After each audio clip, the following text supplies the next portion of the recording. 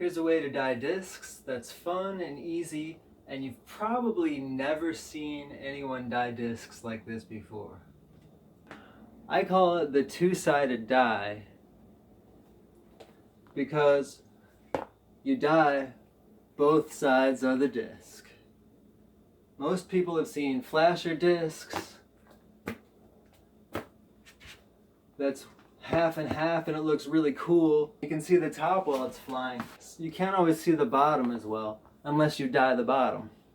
I thought of this on my own and I'm pretty sure no one else has ever done it, although I have seen these Vibram laces that's half one kind of rubber and half another kind of rubber.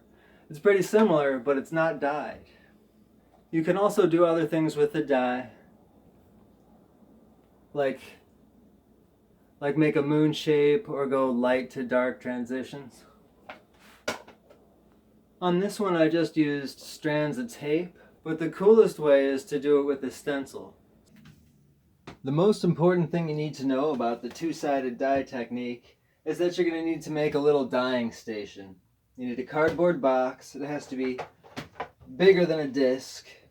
You could make a frame out of wood or plastic. And a clear bag, and it has to be watertight because you do not want dye to drip out of a leaky bag and get all over.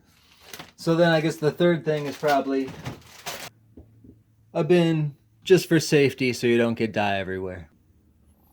I want to reinforce this box with some tape because it's going to get damp. Okay, so making sure this bag doesn't leak.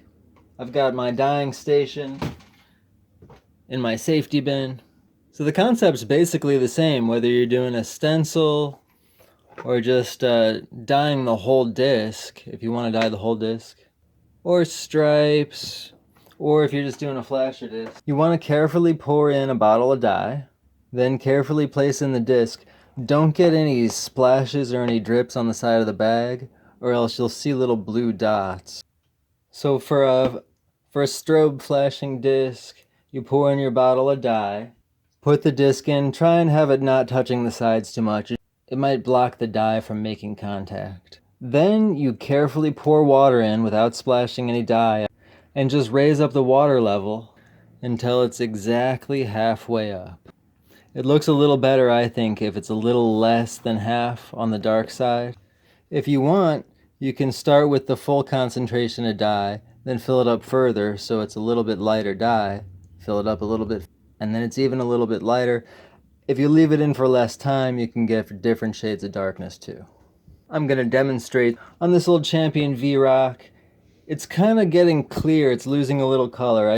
I want to get it super pink. Let's see how it turns out. Open the bottle of dye.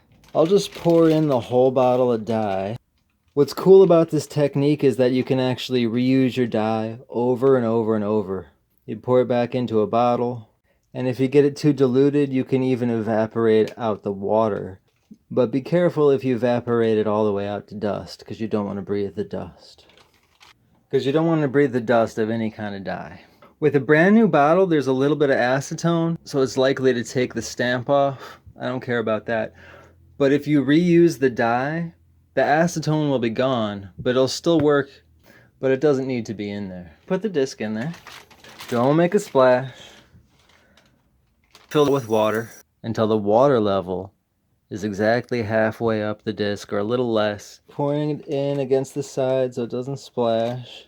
I don't want to dilute it too much, so I actually put some discs in the box and then I put some cardboard in there to kind of squeeze the bag, to squeeze the water level up.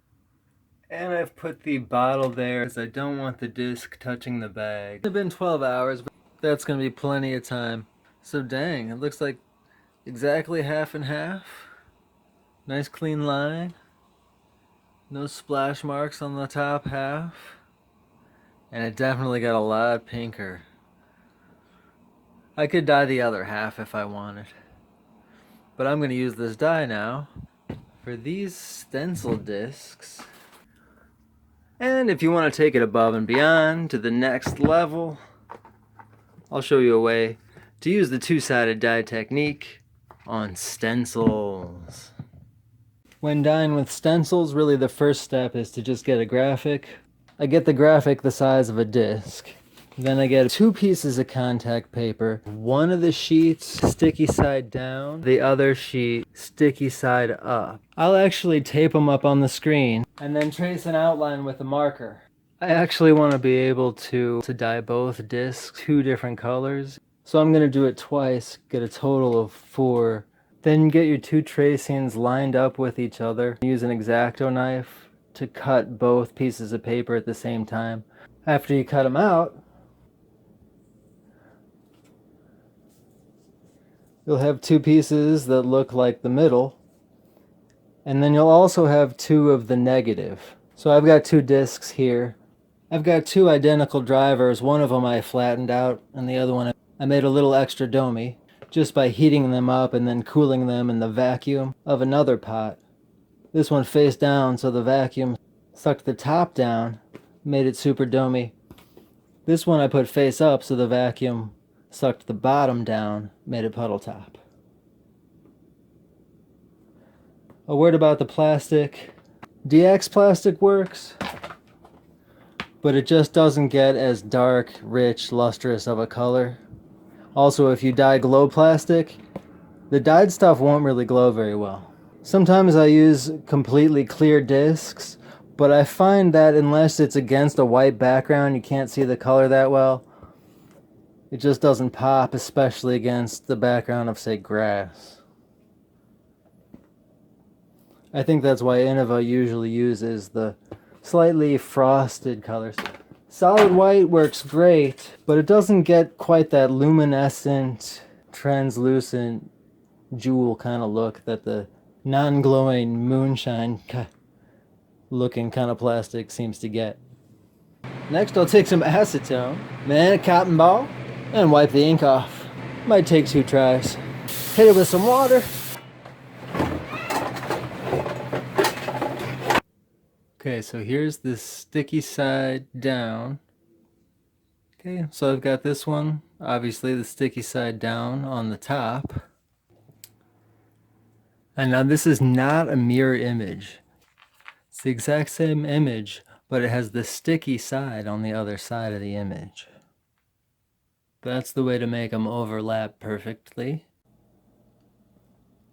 To get the stencil centered right, I like to tape it down first with the backing still on, then take the tape off and take the backing off of half of it, remove the tape, then take the backing off the other half. Makes it easier to line it up.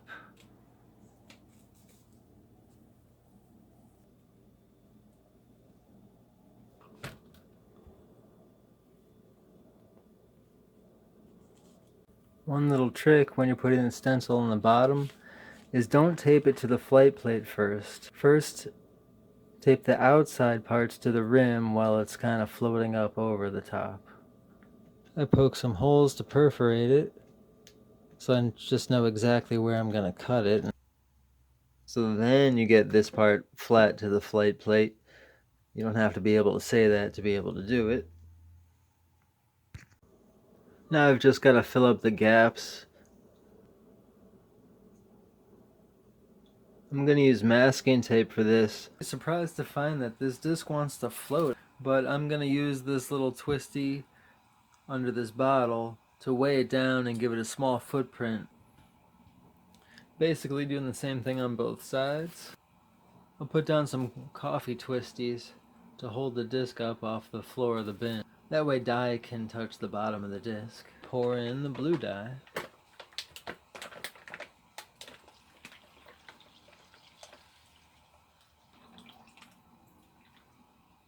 I've filled this bottle with water just to use it as a weight.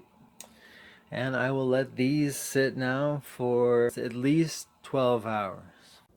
It's been over 12 hours, and my thoughts are that that's about as pink as that's gonna get. This is looking really nice. Very nice and blue.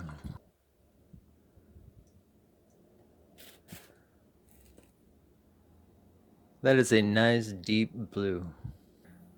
I'm gonna remove the tape now. Got a little bit of wicking there.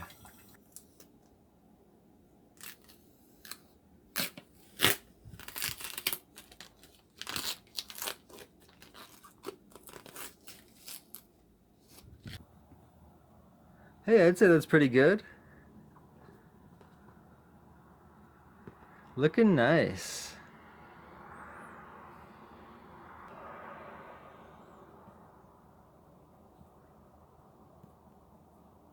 Be fun to throw a roller with this.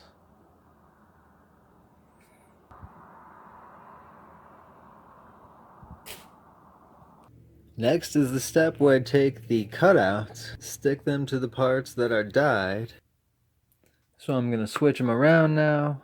I'm going to put the one that was in the red dye and the blue dye. Wow, it only took about 30 minutes to get this disc as pink as the bottle.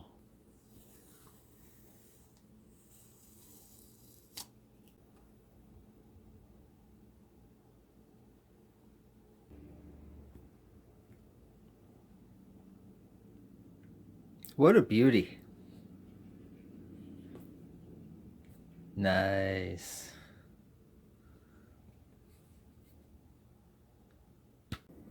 I took this one out of the blue dye after about 3 hours, so it's not its full dark blueness.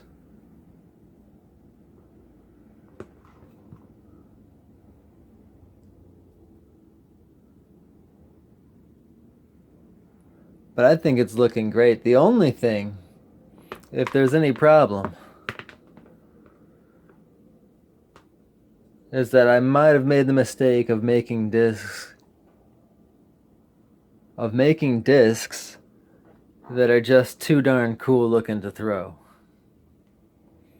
It's a good problem to have. I'm happy with that.